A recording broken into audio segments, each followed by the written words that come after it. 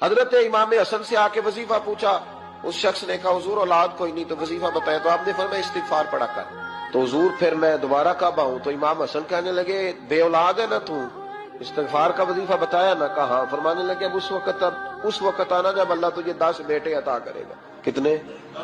2-4 नहीं, 10 ही कह दिए। तो हजरत मीर मुआविया रज़ी अल्लाह तआला देखा, कहने लगे हसन इतना बड़ा दावा? आप फरमाने लगे मैंने कह दिया ना, तो अल्लाह फजल करेगा। हाँ हाँ, अल्लाह खैर करेगा, खैर हो जाएगी।